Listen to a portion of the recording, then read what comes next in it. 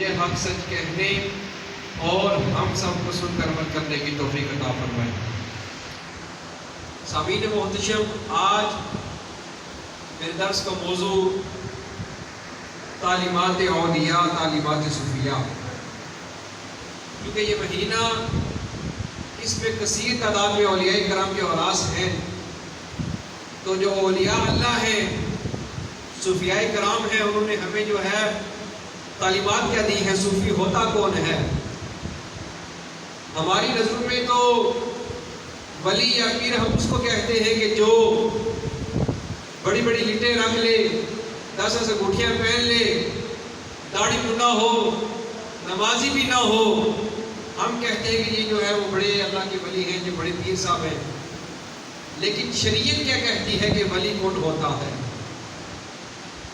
عقل کی جہاں پر انتہا ہوتی ہے، شریعت کی حکمتوں کی وہاں سے ابتدا ہوتی ہے۔ مثال کے طور پر کوئی بندہ ہوا میں اڑتا ہوا بھی آئے، شریعت یہ کہتی ہے کہ اس کو ولی تب کہو جب وہ شریعت پر عمل کرنے والا ہو۔ اگر وہ بندہ شریعت پر عمل نہیں کرتا، وہ اللہ کا ولی نہیں ہو سکتا۔ میں نے پچھلے جمعہ کو بھی عرض کیا کہ اللہ کا ولی کون ہے، کہ جن کے بارے میں رب عز و جل نے قرآن پاک میں ارشاد فرمایا کہ رب عز و جل کا ولی وہ ہے کہ ان کو نہ تو کوئی خوف ہوگا نہ وہ غمزدہ ہوں گے، یعنی وہ جو ایمان لے کر آئے، پکے عقیدے والے ہیں، متقی پرہیزگار ہیں، رب سے ڈرنے والے ہیں، گناہوں سے بچنے والے ہیں، پھر ان کا عقیدہ بھی درست ہے، ان کا عمل اتنا مضبوط ہے کہ ان کے درست عقیدے اور عمل کے سبب رب تعالیٰ ان سے خوف کو دور کر دے گا اور انہیں کوئی بھی غم نہ ہوگا۔ پھر حدیث پاک میں نبی پاک علیہ السلام نے ارشاد فرمایا کہ اللہ کا ولی جو ہے، جو بندہ اللہ کے ولی سے محبت کرتا ہے، رب تعالیٰ کسی فرشتے کی ڈیوٹی لگائے گا کہ اے میرے فرشتے، یہ فلاں بندہ جو ہے یہ میرے ولی سے محبت کرتا ہے، تو اس کو پکڑ، اس کو لے جا، اس اللہ کے ولی کے پاس لے جا، لے جا کر کے اس کو کہہ یہ بندہ ہے ھذا الذی کنت احببت فی اللہ، یہ بندہ ہے کہ جو رب کی خاطر سے محبت کرتا ہے، یہ وہ بندہ ہے جو میری رضا کی خاطر جو ہے وہ تجھ سے کیا کرتا ہے، محبت کرتا ہے۔ اب اگر تعلیمات صوفیاء یا تعلیمات اولیاء کی بات کی جائے تو سب سے پہلی جو ولی کی پہچان یہ ہے کہ اس کا عقیدہ درست ہوگا، اس کا عقیدہ جو ہے وہ کیا ہوگا، درست ہوگا، نہ تو وہ کسی نبی کا گستاخ ہوگا، نہ وہ کسی ولی کا گستاخ ہوگا، نہ وہ کسی صحابی کا گستاخ ہوگا، وہ ابو بکر کو بھی مانے گا، عمر فاروق کو بھی مانے گا، عثمان غنی کو بھی مانے گا، حضرت علی کو بھی مانے گا، اور حضرت علی کے ساتھ ساتھ حضرت امیر معاویہ کو بھی ماننے والا ہوگا۔ اگر کوئی بندہ یہ کہے کہ میں صحابہ کرام کو تو مانتا ہوں لیکن اہل بیت کو نہیں مانتا، وہ بندہ شیطان تو ہو سکتا ہے، رحمان کا بندہ نہیں ہو سکتا۔ وہ بندہ شیطان تو ہو سکتا ہے، رحمان کا بندہ نہیں ہو سکتا۔ اگر وہ یہ کہے کہ میرے دل میں اہل بیت کی بڑی محبت ہے لیکن میں صحابہ کرام سے محبت نہیں کرتا، تب بھی وہ بندہ اللہ کا ولی نہیں ہو سکتا۔ اللہ کا ولی تب بنے گا جب اس کے دل میں اللہ کے نبی کے اصحاب کی محبت بھی ہوگی، پھر نبی پاک علیہ السلام کی آل کی بھی، آپ کے اہل بیت کی محبت بھی اس کے دل میں آئے گی، تب جا کے وہ بندہ اللہ کا ولی بنے گا۔ ادروائز اگر یہ محبت اس کے دل میں نہیں ہے تو بندہ ہرگز اللہ کا ولی نہیں ہو سکتا۔ تو ولی کی پہلی پہچان کیا ہے کہ اس کا عقیدہ جو ہے وہ درست ہوگا۔ کیوں کہ نبی پاک علیہ السلام نے خود ارشاد فرمایا کہ میرے صحابہ جو ہے، میرے سارے صحابہ الصحابہ کالنجوم، فرمایا میرے صحابہ ستاروں کے مانند ہیں، ان میں سے جس کے پیچھے چلو گے تم سیدھا جنت تک پہنچ جاؤ گے۔ میرے عرض کرنے کا مقصد یہ ہے کہ اللہ کا ولی جو ہے، جو اللہ کا ولی ہوگا، صوفی ہوگا، اس کی پہلی علامت یہ ہوگی کہ اس کا عقیدہ درست ہوگا، اس کا عقیدہ ڈاماڈول نہیں ہوگا، وہ اپنے عقیدے کا برملا اعلان کرے گا، اور اس کا عقیدہ اس طرح درست ہوگا کہ وہ دوسروں کے بھی اصلاح کرنے والا ہوگا۔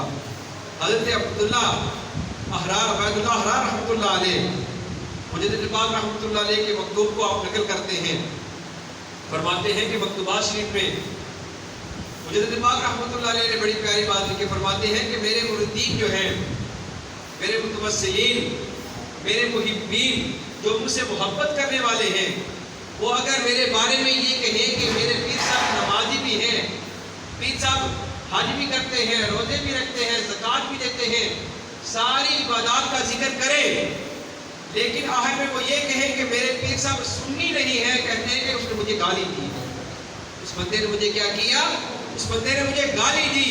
کہنے کا مقصد یہ ہے کہ اللہ کا جو ولی ہوتا ہے وہ اپنے عقیدے کا برملا اعلان کرتا ہے اور اپنے عقیدے کے ساتھ ساتھ اپنے مریدین کے عقیدے کی بھی اصلاح کرنے کی کوشش کرتا ہے۔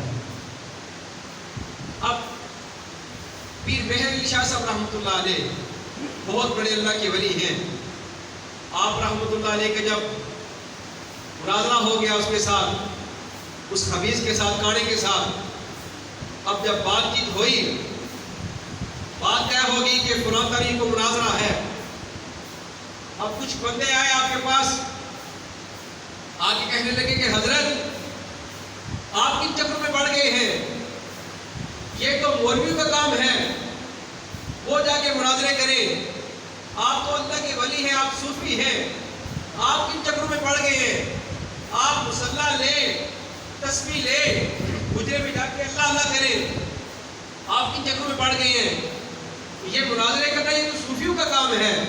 تو پیر مہر علی شاہ صاحب رحمۃ اللہ علیہ قربان جاؤں بڑی پیاری بات کی، فرمایا کہ نبی پاک علیہ الصلوۃ والسلام کی امت ڈوب رہی ہو اور مہر علی حجرے میں بیٹھ کے اللہ اللہ کرے، ایسی بغیرت فقیری مجھ سے نہیں ہوتی، ایسی بغیرت فقیری مجھ سے نہیں، درود پاک پڑھیں۔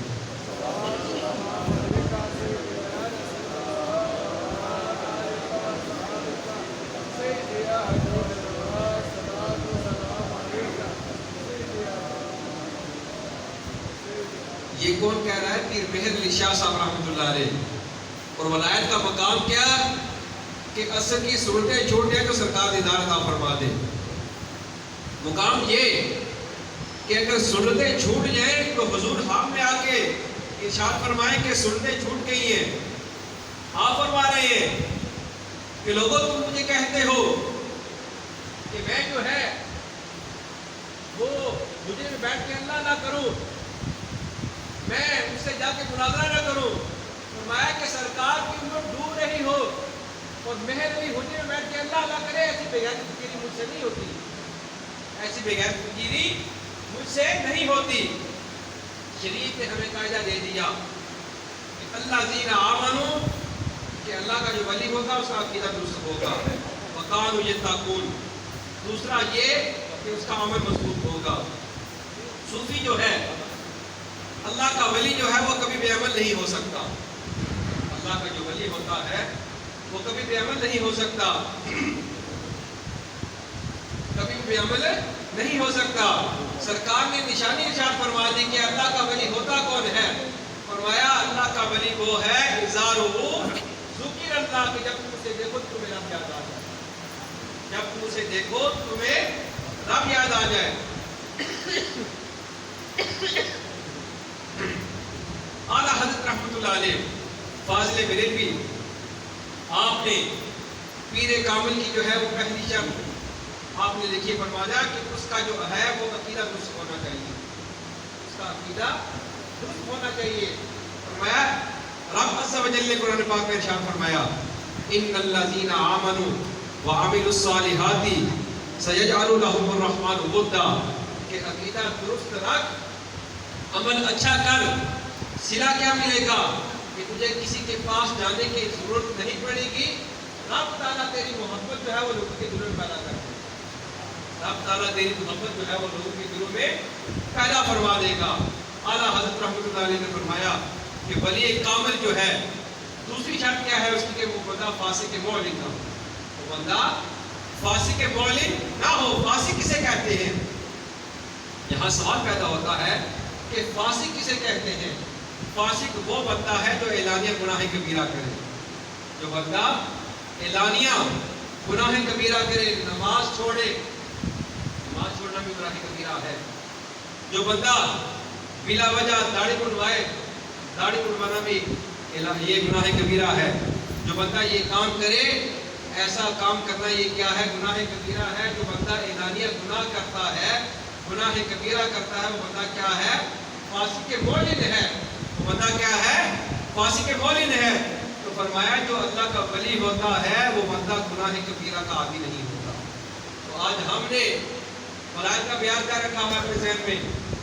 بھائی جو بندہ 10 اگر مکھیاں پہن لے، بڑی بڑی اینٹیں رکھ لے، جو تم سے نیچے جا رہی ہیں، نمازیں نہ پڑھے، روزے بھی نہ رکھے، جب کہا جائے کہ پیر صاحب نے داڑھی نہیں، پیر صاحب نے دل میں داڑھی رکھی ہوئی ہے، پیر صاحب نماز نہیں پڑھتے ہیں، پیر صاحب مدینہ جا کے نمازیں پڑھتے ہیں، بھائی یہاں تو پڑھ نہیں رہے، مدینہ میں جا کے کام پڑھنی ہے ان کی نمازیں۔ ہمارے لوگوں کے ذہن میں ولایت کا بیان یہ ہے، یہ معیار ہم نے ذہن میں رکھا ہوا ہے کہ بھائی ہم اس کو اللہ کا ولی کہیں گے کہ جس نے 10 انگوٹھیاں پہن لی، نماز کا پتہ ہی نہیں ہے، کبھی زندگی میں غسل بھی نہیں کیا، ہم کہتے ہیں کہ یہ بڑا اللہ کا ولی ہے۔ سنو کریم آقا علیہ السلام نے کیا ارشاد فرمایا کہ اللہ کا ولی کون ہے؟ فرمایا اذا رؤوا ذکر اللہ، جب تم اسے دیکھو تو تمہیں رب یاد آ جائے۔ اللہ کا ولی وہ ہے جب تم اسے دیکھو تو تمہیں رب یاد آ جائے۔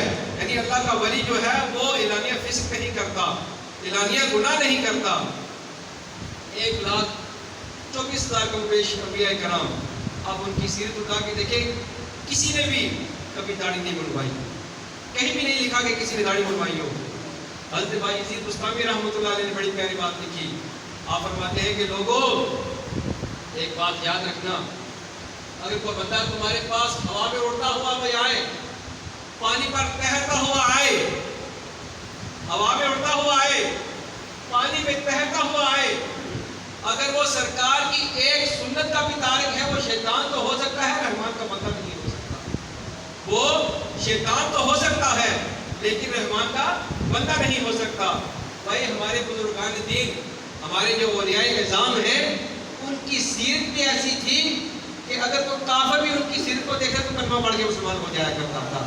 حضرت بایزید بستامی رحمۃ اللہ علیہ کا دور ہے، ایک مسلمان اور یہودی کی آپس میں دوستی ہے۔ اب جو مسلمان ہے وہ یہودی کو بار بار کہتا ہے کہ بھائی ہمارا دوستانہ کافی عرصے سے ہے، تم اس طرح کرو، تم بھی اسلام قبول کر لو تاکہ ہماری دوستی جو ہے وہ قیامت تک قائم رہے۔ اس نے کہا، بار بار اصرار کرتا رہا وہ مسلمان۔ اب اس یہودی نے کہا کہ بس ٹھیک ہے میں پڑھ لوں گا، کرتا رہا۔ ایک دن اس نے کہا کہ یار آج کلمہ پڑھ ہی لے۔ اب وہ یہودی کہنے لگا کہ مجھے ایک بات بتا، میں نے تو 2 اسلام سنے ہیں، کون سے اسلام کی بات کرتا ہے؟ میں نے تو اسلام 2 سنے ہیں، تو کون سے اسلام کی بات کرتا ہے؟ نے کہا کہ اسلام تو ایک ہی ہے۔ درود پاک پڑھ لیجیے۔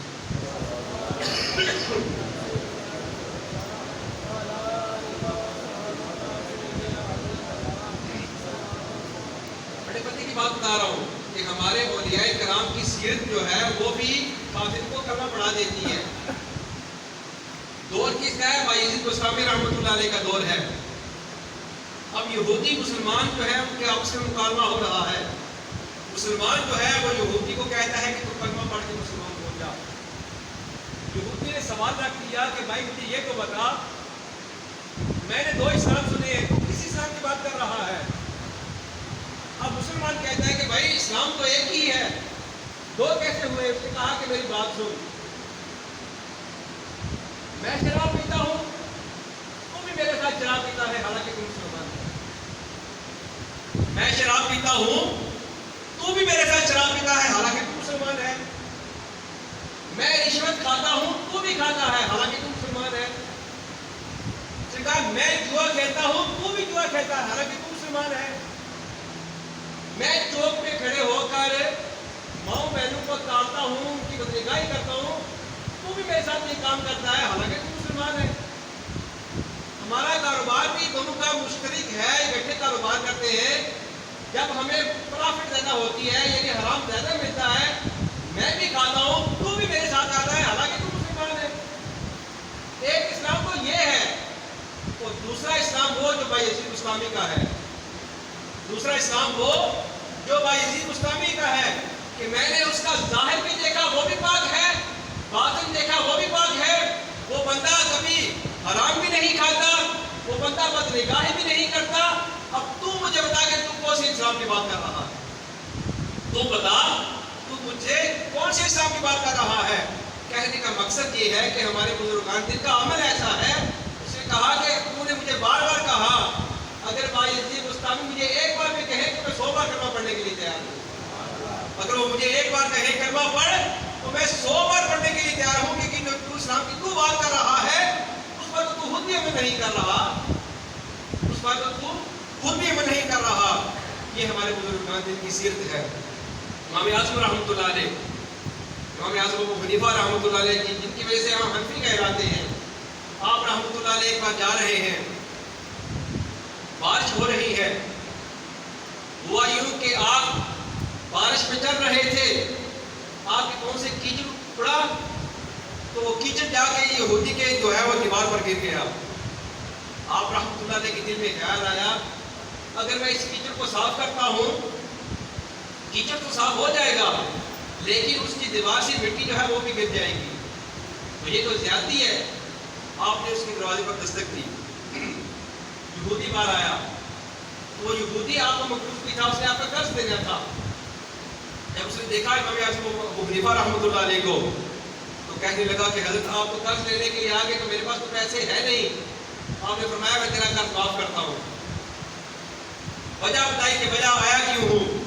فرمایا کہ بارش ہو رہی تھی تو میں یہاں سے گزر رہا تھا، تو گزرتے گزرتے میرے پاؤں سے کیچڑ والا تیری دیوار پر گر گیا، اب اگر میں وہ کیچڑ صاف کرتا ہوں تو تیرے دیوار کی مٹی بھی صاف ہو جائے گی، تو یہ زیادتی ہے، تو بتا میں کیا کروں، تو بتا میں کیا کروں۔ اب جب اس کی یہودی نے یہ بات سنی نا، اس نے کہا کہ حضرت میں نے پہلے اسلام سنا تھا اور پڑھا تھا، آج میں نے اسلام دیکھ لیا ہے، آج میں نے اسلام دیکھ لیا ہے۔ آپ دیوار کی مٹی بعد میں اتارنا، پہلے میرے دل کی مٹی اتارے، میرے کفر کی مٹی اتار کر کلمہ پڑھا کے مجھے سرکار کی غلامی میں شامل کر لیں، مجھے سرکار کی غلامی میں شامل کر لیں۔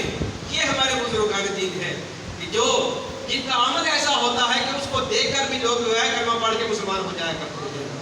حضرت شیخ باقی باللہ رحمۃ اللہ علیہ بہت بڑے اللہ کے ولی ہیں، آپ سے آپ کے ایک مرید نے سوال کیا کہ حضرت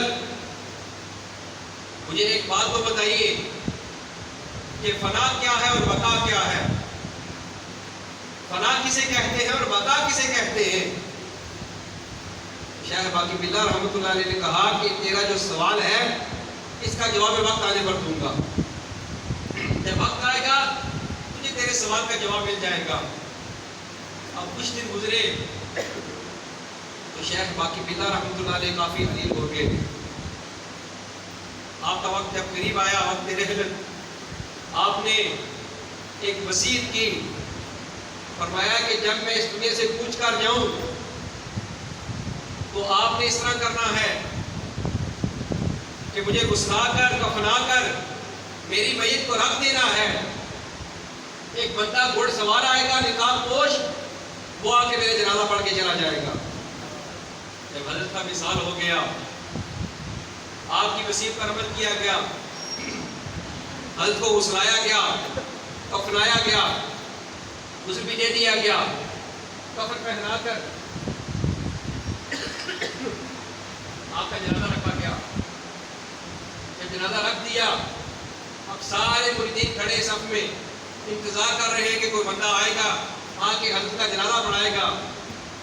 اتنے میں ایک گھوڑ سوار آیا، چہرے پر نقاب ہے، آ کے حضرت کا جنازہ پڑھایا۔ جنازہ پڑھانے کے بعد جب رخصت ہونے لگا تو وہ مرید جس نے سوال کیا تھا کہ حضرت فنا کیا ہے اور بقا کیا ہے، اس نے کہا، دل میں خیال آیا کہ بھائی یہ کون بزرگ ہوں گے جسے میرے شیخ کا جنازہ پڑھایا، بہت بڑا کوئی بندہ ہوگا۔ اس بندے نے دوڑ کر گھوڑے کی لگام پکڑ لی، گھوڑے کی لگام پڑی تو قدم بوسی کی. قدم بوسی کرنے کے بعد کہنے لگا کہ حضرت مجھے جاتے جاتے یہ بتا کے جائیں کہ آپ ہیں کون جس نے میرے شیخ کا جنازہ پڑھایا ہے, اتنے بڑا اللہ کا ولی, آپ ہیں کون؟